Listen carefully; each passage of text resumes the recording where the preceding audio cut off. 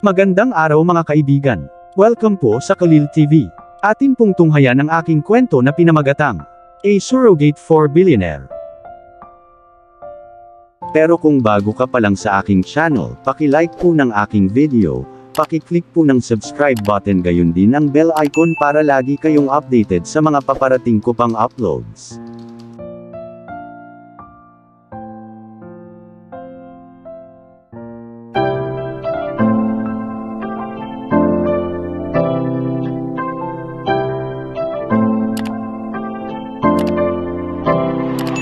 Kalil TV Part 16.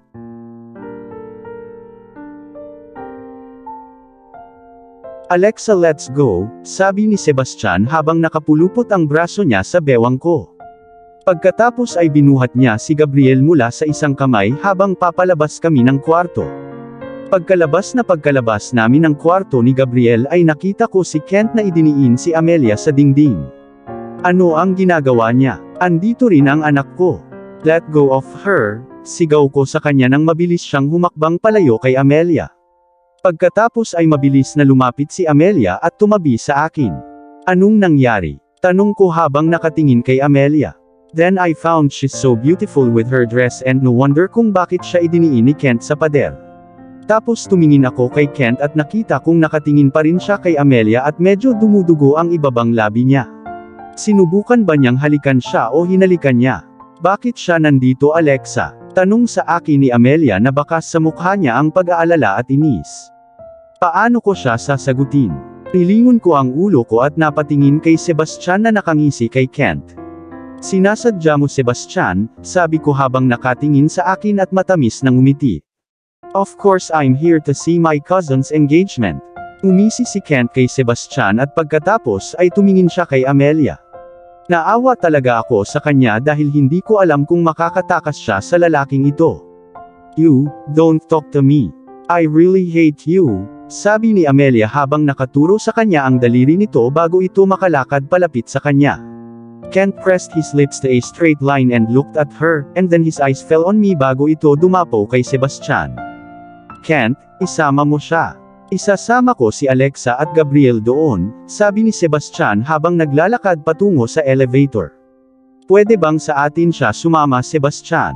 Oy, don't trust him, tanong ko kay Sebastian habang nakatingin sa akin at bumuntong hininga. Oy, pwede bang sumama ka sa kanya? Kailangan kong makausap si Alexa. Tumingin sa likod si Sebastian at sinabi kay Amelia. Tumingin ako sa likod at nakita kong nakatingin siya sa akin na may pag-aalala sa mukha tapos tumango siya. I'll come in a taxi, sabi niya at tumango ako sa kanya. Iyon ang pinakamahusay. Then I looked at Kent and saw his smiling face breathe dark because of what she said. Nararapat sa iyo yan. Pagkatapos ay pinanood ni Sebastian si Kent saglit at pumasok sa elevator. Ano yun, Sebastian? Di ba hiniling ko sa iyo na wag mong gawin yun? Napatingin ako sa kanya at nagtanong habang nakangiti. Bakit parang gusto kong suntukin ang mukha niya? Kent likes her, so I wanted to give him a chance, simpleng sabi ni Sebastian pagpasok namin sa car park. How can you say that, Sebastian? May mga babae si Kent kahit saan at alam ng lahat, hinawakan ko yung kamay niya at tinanong. Ayoko talagang masaktan si Amelia dahil sa lalaking yun. No. Trust me. He's different this time. Pagkatapos ay sumakay na kami sa kotse. Paano ako magtitiwala? Si Kent ay isang playboy lamang na nagtatapo ng kanyang pera sa mga babae at nakitulog sa kanila. Alam ng lahat na hindi siya lumingon sa isang babae sa sandaling siya ay natulog. May babae talaga siyang katabing natutulog one time tapos iiwanan na lang sila at bibigyan ng pera. Inosente si Amelia at maganda din siya, ayokong maging ganyan siya dahil sa kanya. Alexa, kinuwento sa akin ni Kent ang tungkol kay Amelia ilang araw na ang nakakaraan.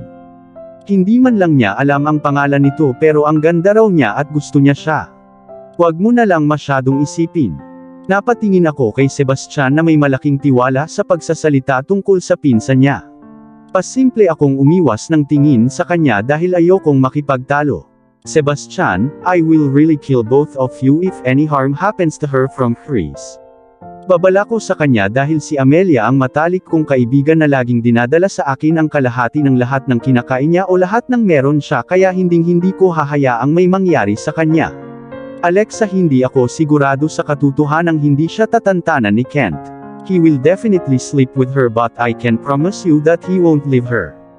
Napatingin naman ako kay Sebastian na talagang kausap si Kent with very confident. Maya-maya nakarating na kami sa isang luxurious hotel. Nag-imbita ba siya ng mga tao? Sebastian, marami bang tao? Tanong ko sa kanya habang umiiling. Hindi, ilang importanteng tao lamang. Sabi niya pagkababa niya ng sasakyan. Tapos pumunta siya sa gilid ko at pinagbuksan ako ng pinto habang tinutulungan niya akong bumaba ng sasakyan. Pagkatapos ay binuksan niya ang pinto ng backseat at inilabas si Gabriel. Maaari ka bang maglakad? Tanong sakin ni Sebastian habang inaayos yung damit ko. Nakangiti akong tumango sa kanya at pinulupot ang kamay ko sa braso niya. Hindi maiwasang isipin ang pagiging maamo niya sa akin. Para talaga siyang caring na asawa. Tumingala ako sa kanya habang naglalakad papasok ng hotel at sabay tingin din niya sa akin. Mabilis akong bumaba nang marinig ko siyang tumawa. Bakit ka namumula? Bakit hindi niya kayang manatili sa ganoon? Wala siyang nakita. Namumula si Mommy kasi ang gwapo ko. Mahal na mahal ko ang batang ito. Oh, my little handsome boy. Pinisil ko yung ilong niya at ngumiti. Tapos tumingin ako kay Sebastian na nakatingin sa akin habang nakangisi. Sigurado akong may dumi sa isip niya. Mr. Madrigal, this way. Pagpasok namin sa hotel ay may dumating na lalaki sa private beach ng hotel at nakita niya ang beach na pinalamutian ng mga light pink na bulaklak. Napakaganda. Tumingala ako kay Sebastian at nakita ko siya at inakay kami papasok sa hotel at sa kamarahan akong ngumiti. Talaga bang inayos niya ang mga bagay na ito sa isang araw?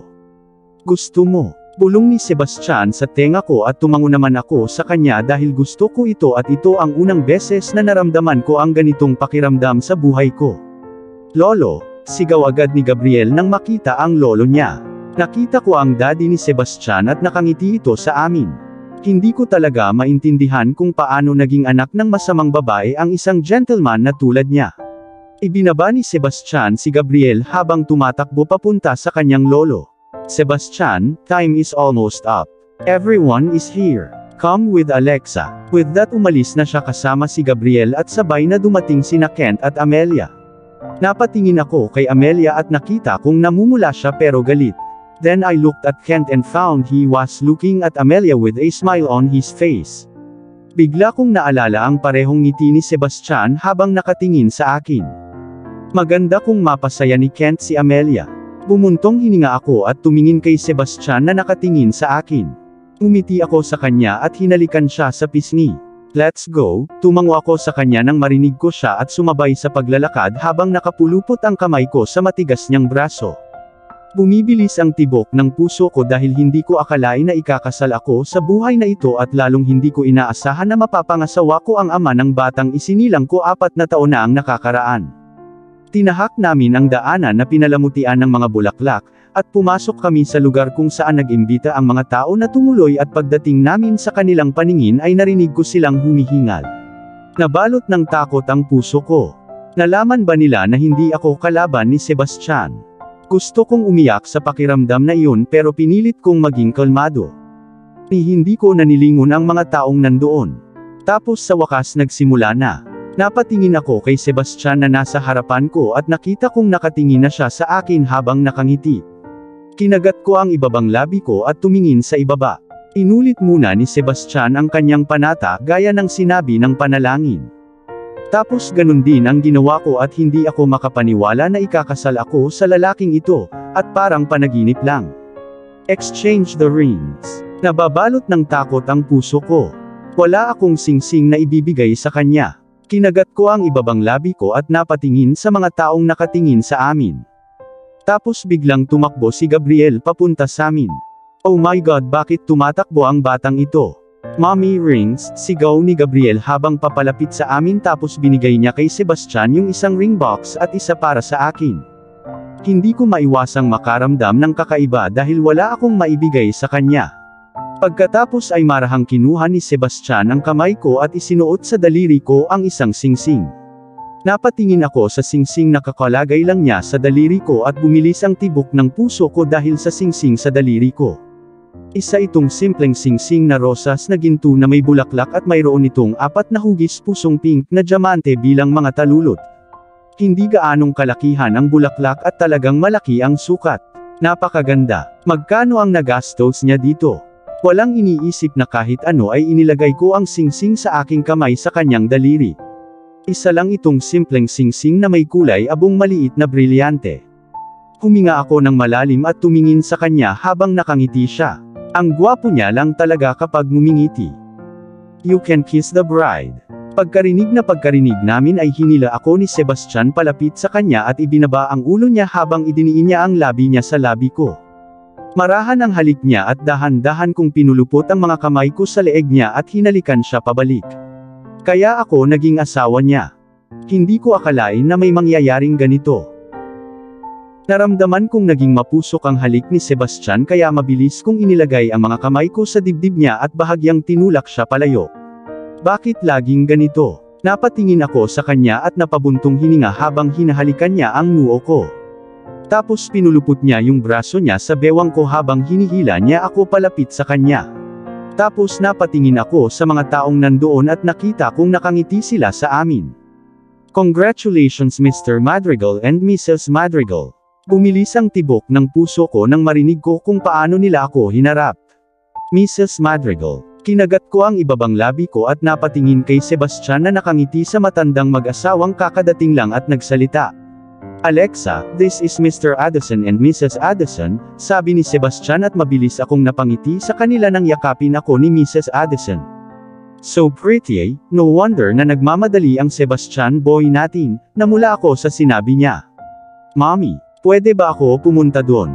Tumakbo si Gabriel papunta sa akin at itinuro ang kanyang daliri sa dagat. You can't go alone baby, isama mo si Tita Amelia, sabi ko habang hinahaplos ang buhok niya. Tapos tumango siya at tumakbo papunta kay Amelia. So you married Gabriel's mommy, wika ni Mr. Addison habang tinatapik ang balikat ni Sebastian. Tumango si Sebastian sa kanya at tumingin sa akin. Sabi niya 4 years na ang nakalipas at magpapakasal lang daw siya sa biological mother ni Gabriel. Nabigla ako dahil sa narinig ko. Sinabi niya ba talaga yon? Hindi lang ako makapaniwala sa lalaking to.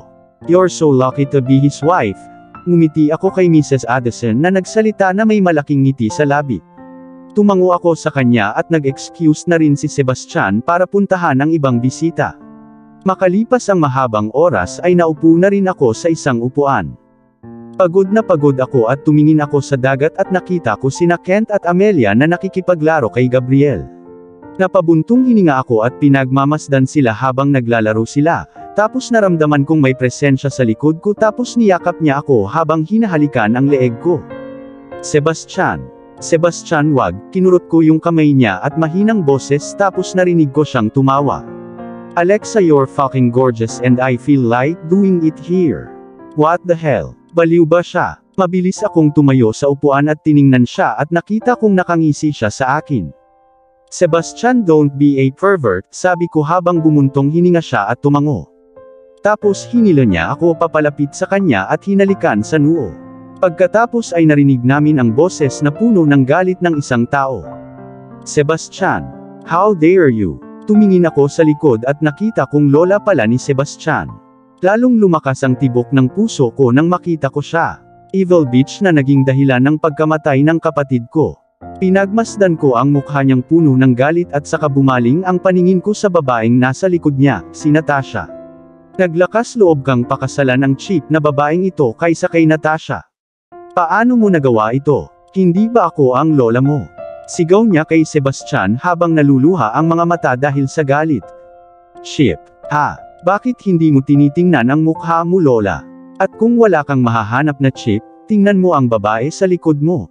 Nakangiting sabi ni Sebastian sa kanya habang nakapulupot ang braso niya sa bewang ko. Alexa, it was your fault. Ginawa mo siya ng ganyan, biglang bumaling ang mata niya sa akin at sinabi. Pinagmasdan ko siya saglit at tumingin kay Natasha na nakatingin sa akin ng may matinding puot. E ano ngayon? Ginawa ko siyang ganyan. Di ba binalaan na kita nung araw na pagbayaran mo ang ginawa mo sa akin at sa kapatid ko? Kinuha mo pa ang anak ko at pinalayas mo ako sa bahay habang sinasabi mong mamatay ang mga mahihirap na tulad namin. Tinakot mo pa ako na aalis sa lungsod na ito gamit ang pangalan ni Sebastian. Ayoko sa'yo. Sinira mo lahat ng meron ako sa buhay ko. Alam mo naman kung bakit ako pumayag sa mga kondisyon mo at lahat ng ito ay dahil sa kapatid ko pero hindi ka nagbigay ng pera para iligtas siya.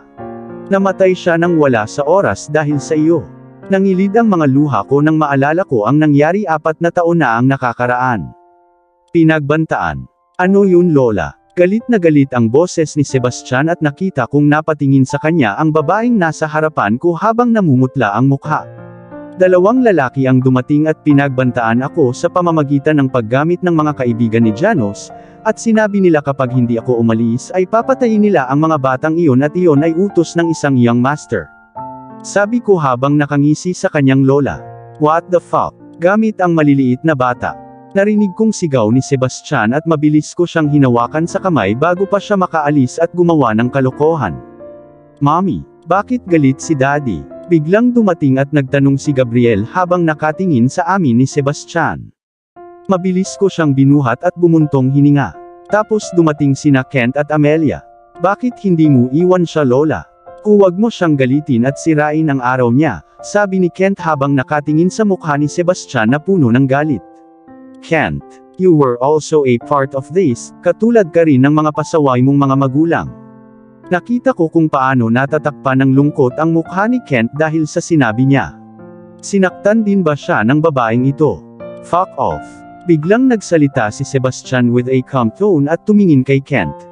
Sebastian, ngayon mo lang nakausap ang lola mo ng ganyan dahil sa cheap na babaeng ito at sa bastos mong kaibigan. Pumikit si Sebastian at huminga ng malalim. Alam kong kinokontrol niya ang galit niya. Lola, asawa ko si Alexa at kaibigan ko si Kent at hindi bastos ang pinsan ko, okay? Huwag mo akong gawing halimaw sa harap ng anak at asawa ko. Huling babala na ito at wala akong balak gawin may masama sa iyo Lola dahil ang inaalala ko lang ay si Alexa at Gabriel. Lalo na't itago mo ito sa isip mo Lola, na-offend mo na ang isang taong mataas ang katayuan, at magtiwala kapag malaman ko na may ginawa ka sa babaeng ito, magiging patay na karne ka. Umalis ka na rito. Kent, let's go. With that Sebastian grabbed me from my waist and left. Tumalikod ako at tiningnan ang mukha ng lola niya and found her face na nababalot ng takot at may kakaiba. Ano ang sinabi niya? Na-offend ang isang tao na may mataas na katayuan at tungkol sa akin. Ano ang ibig niyang sabihin? Daddy, huwag kang magagalit, okay? Biglang nagsalita si Gabriel habang hinahawakan ang mukha ni Sebastian. Nakita kong nanlambot ang mga mata ni Sebastian habang nakatingin kay Gabriel tapos tumingin siya sa akin at bumuntong hininga. I'm sorry Alexa, sabi niya habang nakangiti with a hurt-filled face. Tumango ako sa kanya at ngumiti dahil ayokong may maramdaman siyang masama. Ayos lang, hinalikan ko siya sa pisngi. Tapos hinalikan niya ang noo ko at ngumiti. Dito muna tayo saglit at uuwi na tayo, okay? Tanong niya sa akin at tumango naman ako sa kanya. Pagkatapos ay muli kaming nakipag-usap sa mga bisita at nanatili doon ng ilang sandali at pagkatapos ay nagpa siya na umalis. Alexa, gusto mong magpalit ng damit? Tanong ni Sebastian sa akin at tumango naman ako. Naramdaman niya talaga na hindi ako komportable pagkatapos ng lahat. Sige, let's go. With that pinapasok ako ni Sebastian sa isang presidential suite and asked me to change clothes in there. Pumasok ako sa kwarto at may nakita akong bag sa kama at dali-dali ko itong binuksan, at nakita ko ang isang komportableng damit. Mabilis akong pumasok sa banyo at naligo saka nagpalit ng dress. Ito ay isang maikling dress na walang manggas. Tapos lumabas ako ng kwarto at nakita ko si Sebastian at Gabriel na naghihintay sa labas, at si Gabriel naman ay kumakain ng ice cream. Mommy so beautiful, sigaw ni Gabriel habang kumakain ng ice cream niya tapos tumingin sa akin si Sebastian at ngumiti. Sebastian, naalala mo yung sinabi ko kahapon? Hinawakan ko ang braso ni Sebastian at nagtanong habang nakatingin sa akin na may pagtataka. Siyempre hindi niya maalala. We need to go to a doctor. Bumuntong hininga at nagsalita habang nakatingin sa akin na may pag-aalangan na titig sa katumango. Alexa, uuwi na ako. Lumapit si Amelia at niyakap ako. She's going, I couldn't even spend time with her because of these things. I'll come to meet you, I really wanted to talk with her about what exactly happened to his dad and everything. Humiwalay sa yakap si Amelia at tumango sa akin habang nakangiti. Goodbye baby boy. Umiti siya kay Gabriel at nagpaalam. Goodbye ninang, tumawa si Gabriel na nasa katawan ni Sebastian. Tapos nakita ko si Kent na kakadating lang at tumingin kay Amelia. Hindi makakatakas si Amelia sa lalaking ito. Kent, bakit hindi mo siya ihatid? Mabilis kong nilingon si Sebastian na kakasalita lang. Malinaw na tinutulungan ng lalaking ito ang kanyang pinsan. Umisi si Kent kay Sebastian at tumango. Of course ihahatid ko siya. How can we let her go alone? With that Kent came and grabbed Amelia by her waist and left with her. Tumingin ulit sa akin si Amelia na may nakakainis na mukha.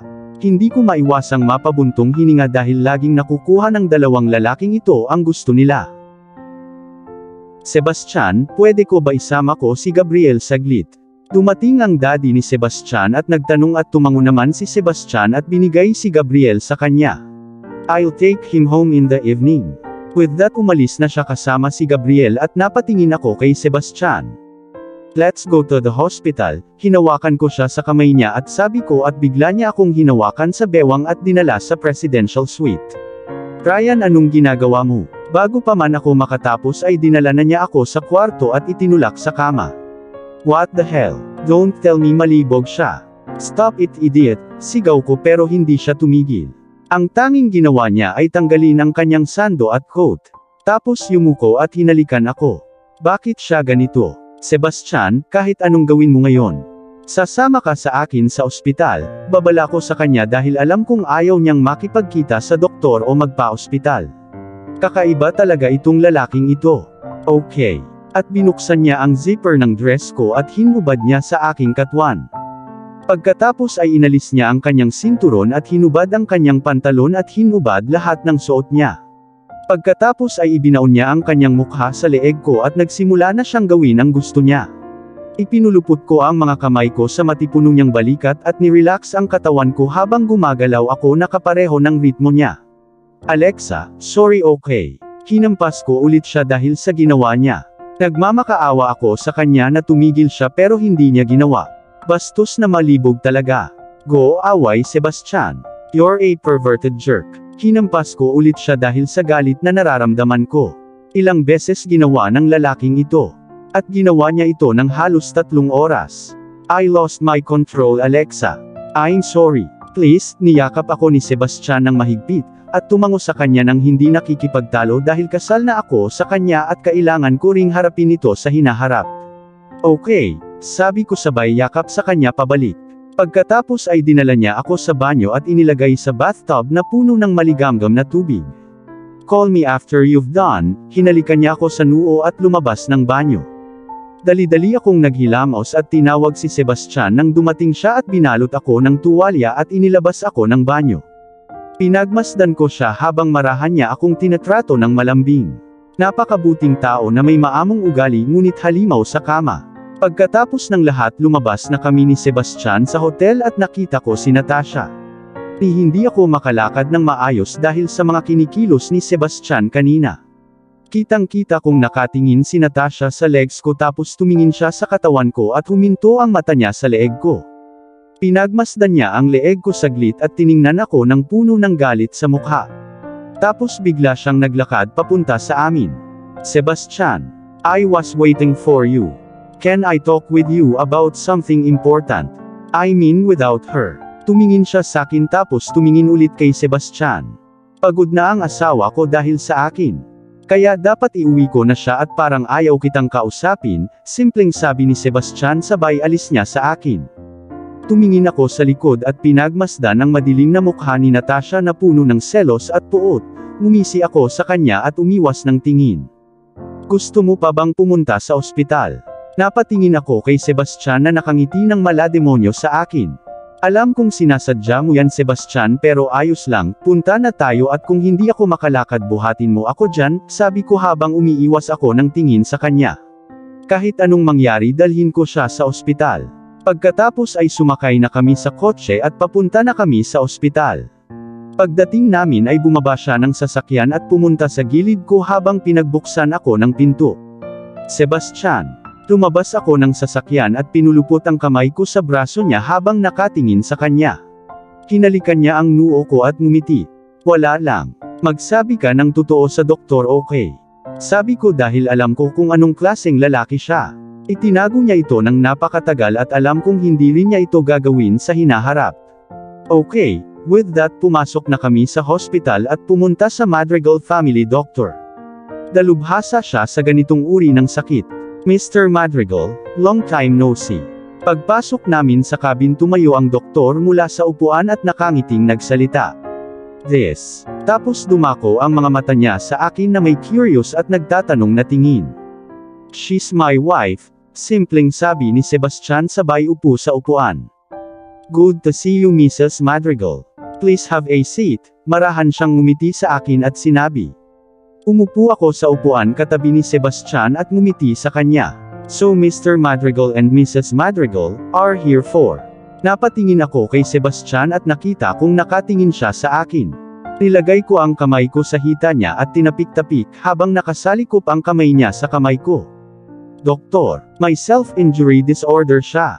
Wika ko sa mahinang boses habang pinisil ni Sebastian ang kamay ko. Tumingin ako sa doktor at nakita kong nakatingin siya kay Sebastian.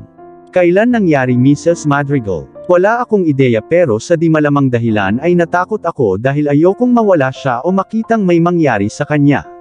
Kahapon ng gabi nakita ko siyang hinihiwa ang kamay niya gamit ang paper cutter, hindi ko maiwasang manginig dahil sa eksenang nakita ko kagabi. Puno ng dugo ang kamay niya. Alright, Mr. Madrigal. Why don't you explain what you feel and when was the first time? Napatingin ako kay Sebastian at nakita ko ang pag-aalinlangan sa mukha niya. Sebastian. Marahan kong sabi habang huminga siya ng malalim at tumango. Una itong nangyari noong 17 ako at sa mga oras na iyon ay malungkot ako. Pangalawang pagkakataon ay wala akong ideya kung ano ang nangyari at sa pagkakataong ito ay ganap na iba. Ang puso ko ay kumirot para sa kanya dahil walang nakakaalam sa kanyang panig.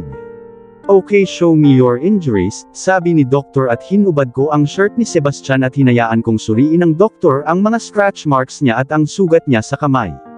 Nang matapos siya ay tinulungan ko si Sebastian na isuot ulit ang shirt niya. Sige Mr. Madrigal, I'll give you some medicine. Don't worry. Nakahinga ako nang maluwag nang marinig ko ang mga salitang iyon. Pagkatapos ng ilang sandali ay tumayo na kami para umalis. Mrs. Madrigal, may I have a word with you? Tumingin ako sa doktor at saka si Sebastian na tumango at lumabas ng cabin. This was the scariest thing in my life, I really hate it kasi personal din akong kinausap ng doktor ni Janos. Lagi mo siyang babantayan at siguraduhin mong wala ng chance na maulit pa dahil this time medyo malalim na yung hiwa niya sa kamay. I'm sure next time mag-suicide na yon. Marahas na nanginig ang buong katawan ko. Ano, mag-suicide? Kung may nangyaring ganyan sa kanya ano kaya ang mangyayari sa amin ni Gabriel? Hindi kami mabubuhay nang wala siya. Siguraduhin mo lang na palagi siyang masaya dahil sa pagkakakilala ko sa kanya ay hindi siya masayahing tao simula pagkabata niya. Nabasa ang mga mata ko sa narinig kong sinabi niya. Pinilit kong tumulo ang luha ko at tumango sa kanya. Sige Mrs. Madrigal, kausapin mo ako kung meron. Mr. Madrigal has my personal number. Umiti ako sa kanya at tumango habang palabas ng cabin. Tapos nakita ko si Sebastian na nakatingin sa malaking fish tank sa hospital. Sebastian, let's go, pumunta ako sa kanya at pinulupot ko yung kamay ko sa braso niya habang nakatingin siya sa akin at ngumiti. Nag-init ang puso ko dahil sa takot. Alam kong na-inlove na ako sa kanya kaya ayokong mawala siya. Alexa, may gusto ka bang bilhin? Tanong niya sa akin nang palabas na kami ng ospital. Tumango ako sa kanya at ngumiti. Oo, dalhin mo ako sa supermarket. Tiningnan ako saglit ni Sebastian at hinalikan ang ulo ko habang tumatango sa akin. Naaalala ko ang sinabi ng doktor sa akin at hindi ko na lang mapilitan ang sarili ko na kalimutan iyon. Napatingin ako kay Sebastian habang nagmamaneho siya ng kotse and found he's just so handsome that I thought. Ang lalaking ganito ay di dapat mamatay di ba?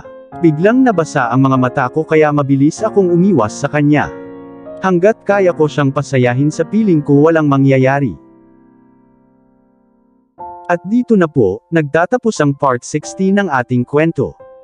Sabay-sabay po natin abangan ang susunod na kabanata. Maraming salamat po. God bless and stay safe everyone. Shout out po sa ating mga kaibigan na sina Nora Abdulkadir of Bahrain, Adelita Shirikian of Jerusalem, Israel, Kenta Hamamoto, Mary Ann Bakat, Chris Kenneth Acosta, Teresita Arevalo, Marian Sushon, Honey V of Kuwait, Ella Fame of Kuwait, Jean the Best of England, Yams, Vladimir Casimo, Abun Shoji, Rex Roy, Evain Loha, Fe Cruz, Pinky Flores, Janice Lunhas, Emily Cabico, Darkman Ed at Mimi, Nicomeda Atihira, Ana U. Paul, Sassy TV, Nelia Ruiz, Raquel Kilao, Bernadette Pia, Rodalyn de la Cruz Tagle, Marivic Barquio of Kuwait, Linda Sotelo of Umingan, Pangasinan, Aditha Capiando, Judy Char, Girly Bautista, Gemela Dumasil, Jessel Aquines, Harna Baduli, Baby Dayrit, Nitz Reyes, De La Cruz Aloha, Maricel De La, Annalisa Trinidad, Jingjing Roladan, Love Top Secrets, Debbie De La Roca, Shunli Diaries, Evangeline Caballero of Kuwait, Karen May Plato of Hong Kong, Fena Veras, Taylon 21, Glyceria Salab, Ellen Juanilo, Manang Mary's Channel, Clemon Gabo of Hong Kong, Elsa Maestro, Amelita Andaha, Nympha Tolentino, Fiel Daliwan, LV Catalonia, Estrella Taluon, Madol Fuerza, Maria Ren Buentipo, Samar Biang, Vianney Casagde of Kuwait, Reina Roque, Marisa Rem Ular, Highland Sam Gold, Marizel Varona, Minda Adlawan, Zenaida Bala, Neri Javier, Dory Lynn Besa, Maria Manering of Australia, Jennifer Gonzalo of Kuwait, Alma 1027, Spice 221, Rose Ellen Fernando, Mari Fidator, Julieta Tornillo of Kuwait,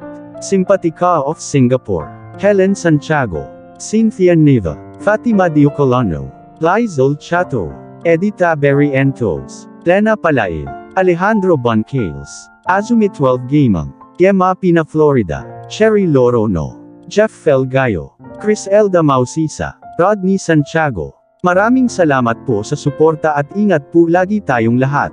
God bless.